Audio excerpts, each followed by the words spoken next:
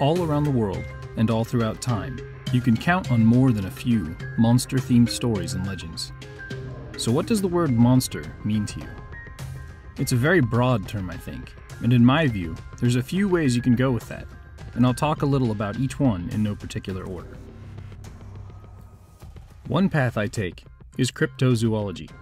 Crypto meaning hidden or secret, and zoology is the study of structure, habitat, or evolution in the animal kingdom. The Bigfoot, Yeti, or the Yowie is probably the most widely known cryptid today, and perhaps some form of long-lost great ape. In the past few episodes of Lore and Legends, thunderbirds, and even hunting mammoths come to mind. There's an argument that some of the creatures from older mythology or stories might actually be real animals on some level, albeit ones who lived a lot longer than science says that they were supposed to. It might also interest you to learn that the mountain gorilla was once a cryptid to the Western world, and they only existed in stories from remote areas of Africa. Now, I'd wager that most zoos in most moderately sized cities have a gorilla or two. Another example of a cryptid is the coelacanth, an armored fish that was found off the coast of Africa that was believed to have went extinct some 66 million years ago. And you know what? In the spirit of mysterious biology, I'm going to say that aliens are in this category too.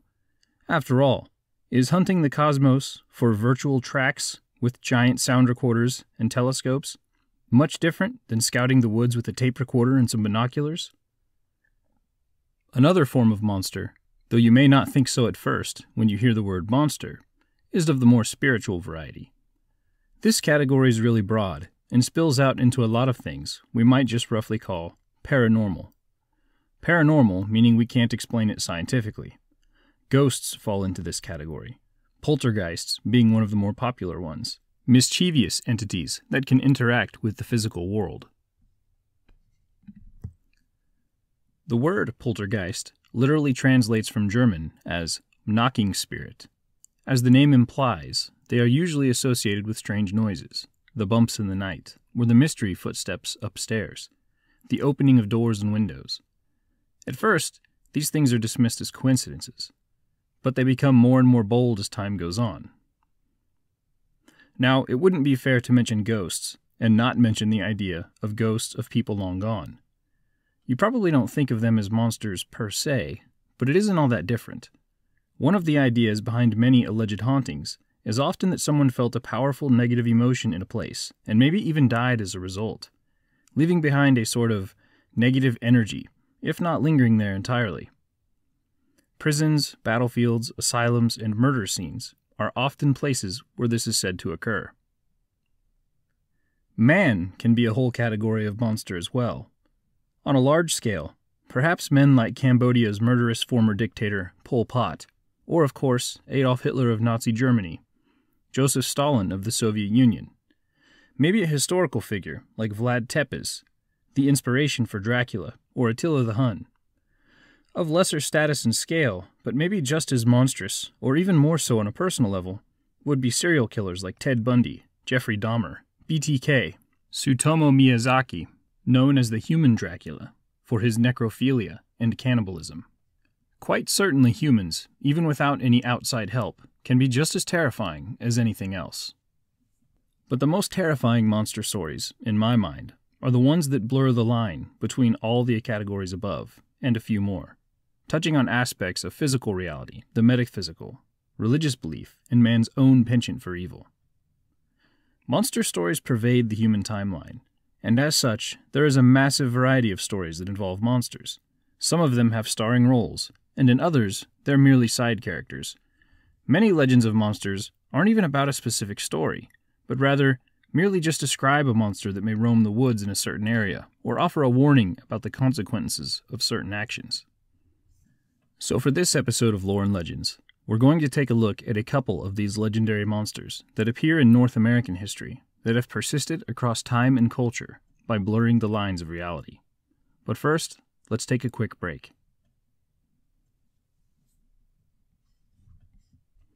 One of my favorite broad categories of lore, if you haven't been able to tell so far, belongs to the Native Americans, whose raw connection to the world around us is perhaps even more legendary than the legends themselves.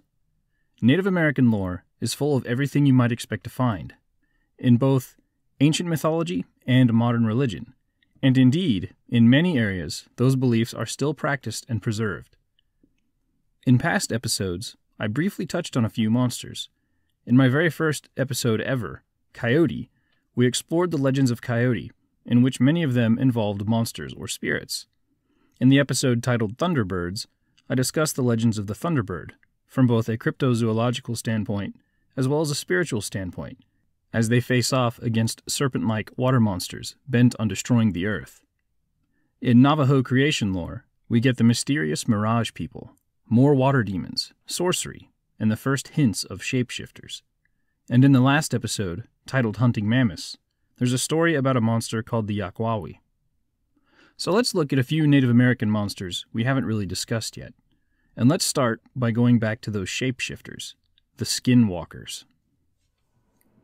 All Skinwalkers are witches, but not all witches are Skinwalkers. Witchcraft, in much of the Native American world, isn't uniquely evil, contrasting it to the way that it's viewed in much of Western culture.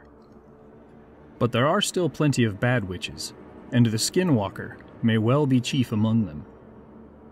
A Skinwalker is something that a person becomes. Usually, they start off as a good witch, but then they go evil.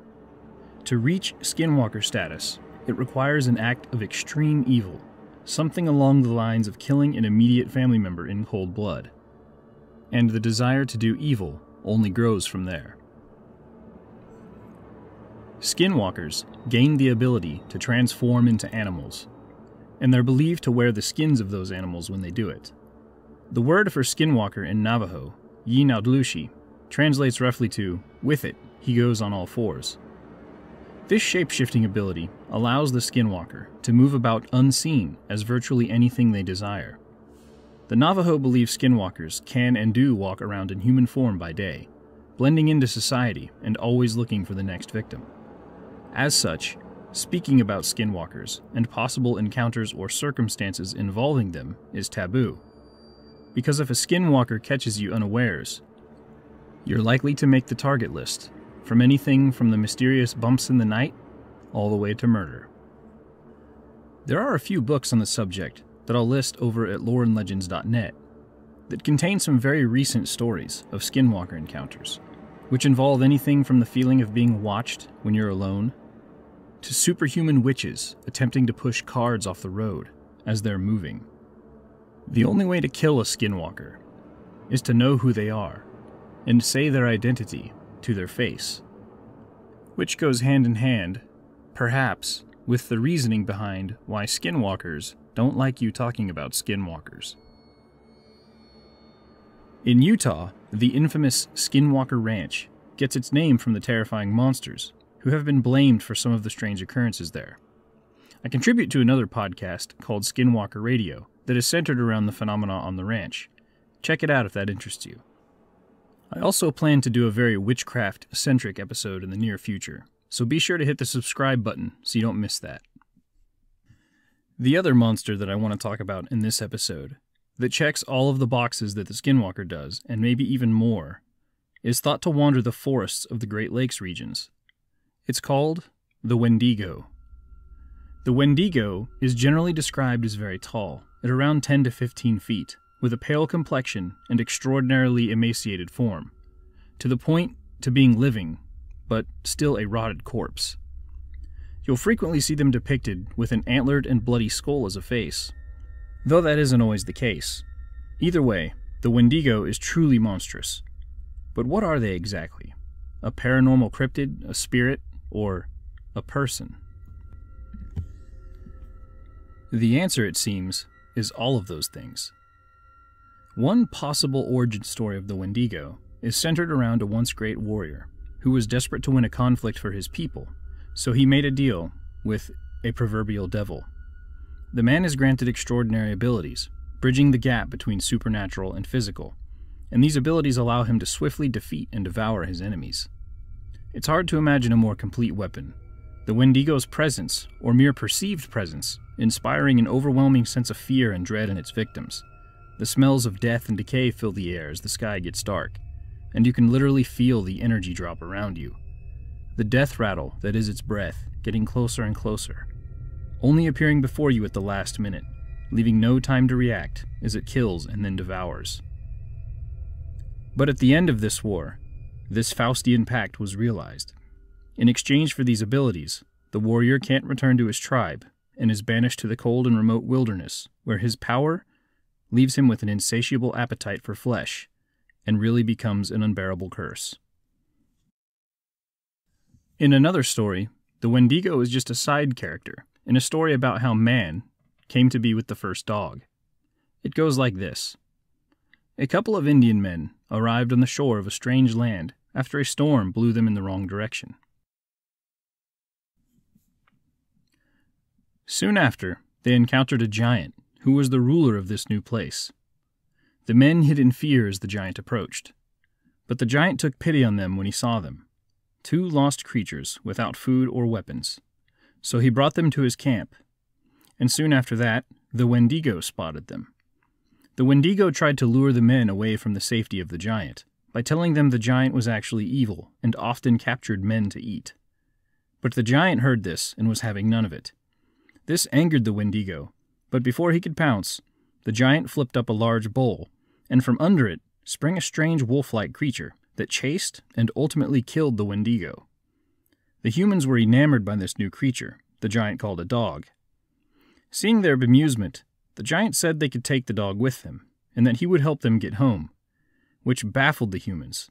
They couldn't believe that a creature could obey human commands like that. The giant then sent them off home with the dog, and the dog did indeed guide them to the right shore, and the dog remained with them afterwards. This sort of attempted deception by the Wendigo is something that comes up in the late 1800s in the story of a Cree man named Swift Runner.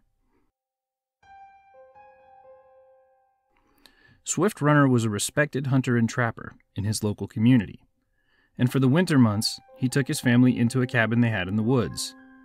Except when winter was over and they tried to return, his family wasn't with him. Swift Runner's in-laws weren't buying his excuses, and so they contacted the police. The police took him back into the woods and back to his old camp, where they quickly found the scattered bones of his family, including the skull of his wife and a shallow grave for one of his sons. Swift Runner told them that one of his sons did actually die, but he started having dreams of a Wendigo telling him what he needed to do, that ultimately made him kill his wife, and then have one of his sons kill another one of his other sons, and then he hung a newborn baby and ate all of them. Swift Runner had been possessed by the Wendigo. He was arrested and hanged in May of 1879. Wendigos are broadly associated with people who resort to cannibalism, starving and emaciated, but never satisfied, no matter how much they consume, and they have to live with the knowledge of their taboo. They're also associated with just about every negative emotion or feeling you could possibly have, whether it's fear, cold, pain, isolation, death, loneliness. Once a person becomes a Wendigo, there is usually no escape but death. It is also possible to become a Wendigo by possession, and in fact, this may be one of the more common ways it happens. But there may also be a fine line between possession in a literal demonic-type sense and possession as a descriptor of the mental state of people who have embraced the idea of cannibalism, crossing a line they can never uncross. The last part there is really interesting to me, as it represents and acknowledges a descent into madness. And if you think about the idea of the human, or perhaps humanity, being hidden in the heart of the Wendigo, it's a great metaphor for a person who has succumbed to their worst tendencies. And oftentimes, people who go that far no longer even have the ability to realize that they're wrong. There are stories of whole groups of people becoming Wendigos or becoming possessed by the spirit of the Wendigo, who continue living together as cannibals, and the remaining people plot how to eradicate them from the land by using a magic or hiring hitmen. In some stories, this seems to be viewed as an almost normal thing that came up once a century or so. Check out loreandlegends.net for more on that story. We should also consider the Wendigo's origin in the north and its general association with extreme cold. The Wendigo spirit was the most powerful in times of famine or drought, which tend to come in winter. There are a handful of modern stories about people being stranded or isolated in the cold, resorting to cannibalism in order to survive. If you do a quick Google search, you'd actually be surprised how frequently cannibalism pops up when people get in desperate situations. I'll link to some of those on loreandlegends.net as well. It's worth noting that there used to be an actual condition called Wendigo psychosis, which was the craving for human flesh, and it was considered a very real thing. In fact, in 1907, an Anishinaabe shaman called Jack Fiddler was famous in his tribe for his magical abilities and his claims of fending off and killing Wendigos. Even his own brother would be killed for allegedly turning into a Wendigo. The Wendigo spirit became viewed as so strong among this group of people that sick and dying people would be euthanized in order to prevent them turning into a Wendigo. Which, when you think about the description of a Wendigo as pale and gaunt and maybe going a little mad, it might seem to make sense if you're looking at a very sick person. This lasted for some time, as they were among the very last of the truly free native peoples with little to no outside interference. But eventually, the local Canadian police would discover the issue and arrest Fiddler and a few others for murder. Another common belief about the Wendigos, as it pertains to possessed or transformed humans, is that the human part of the Wendigo still resides in the heart, though there is almost zero hope of a person ever escaping their fate. Fiddler did manage to escape prison, but he hung himself afterwards, and he never faced trial. It was a powerful case of a monster, both real and imagined, that led to devastating outcomes for everyone involved. It's ironic, really, though. The man who was the self-proclaimed Wendigo killer, who perhaps ended up being more of a Wendigo in the end than anyone else. There are other creatures that resemble many of the same traits of the Wendigo as well. The Chinu is one. It's described as something like a Wendigo, with many of the same features, but a sometimes greater emphasis on anger. And in other areas, you might find a beast called Stoneclad, or Stonecoat. All of them are relative giants that wander the woods and prey on humans. So what do you make of the legends of the Skinwalker and the Wendigo? Do you believe in the supernatural and the paranormal? That feeling you get in the dark when you're alone and can barely see. Is it really just you there? As for me, well, if you listen or follow enough, maybe you could take a guess. But for certain, even though they aren't real monsters, as metaphors and symbols, monsters in any case are a fantastic creation. They allow us to capture the complexities of emotion and behavior and teach us to be alert and on guard through stories that don't require PhDs and can last generations. A modern monster flick that came to mind as I prepared this episode was The Babadook. If you haven't seen it, it's worth watching. In the movie, the Babadook was actually a stand-in for grief and depression at the loss of a loved one. While that grief was left unconfronted, it slowly threatened to destroy the mom and her son entirely. And at the tipping point, if you go the wrong way, there is not much hope left for return. Sounds an awful lot like a Wendigo, if you ask me. And if we go back to the story of the first time man and dog met, well, isn't a great contrast to the Wendigo a dog? Dogs being warm, friendly, perpetually hopeful that you'll throw the stick one more time, and always loyal enough to follow you through the worst times. This reminds me of yet another Native American story. Once, a boy was struggling with what to do about a situation with a friend that had made him very angry. So he went to his grandfather for advice. So his grandfather told him a story of two wolves that live inside each of us. One wolf is angry, hateful, and powerful. The other wolf is calm, reasoning, and patient, but they are always in a constant fight with each other. To which the boy asks his grandfather, "Which wolf will win in the end?" And his grandfather answers him, "The one that I feed." Be sure to check out loreandlegends.net for show notes, links, and some additional commentary on all the episodes of Lore and Legends and a few other topics as well. You can leave comments without an account and such too. And if you could do me a favor, drop me a 5-star review on iTunes or wherever you listen. That might be the best thing you could do for Lore and Legends now in its second year, and all you have to do is tap the screen. There are also links to support the show via Patreon and PayPal on loreandlegends.net, and a little bit of bonus content for those that do, with more coming in the future. You can also look me up at facebook.com/loreandlegends, or find me on Twitter or Minds, where my handle is @ObiWade. This isn't the last time I've talked about the Wendigo on Lore and Legends. There will be another episode about that some point in the near future. And the next episode should be right around the corner as well. But that's all I had for this episode. Thanks for listening. The music in this episode, from filmmusic.io, The Complex by Kevin MacLeod at incompetech.com, licensed under Creative Commons by Attribution 4.0. From filmmusic.io, Shadowlands 7 Codex by Kevin MacLeod at incompetech.com, licensed under Creative Commons by Attribution 4.0.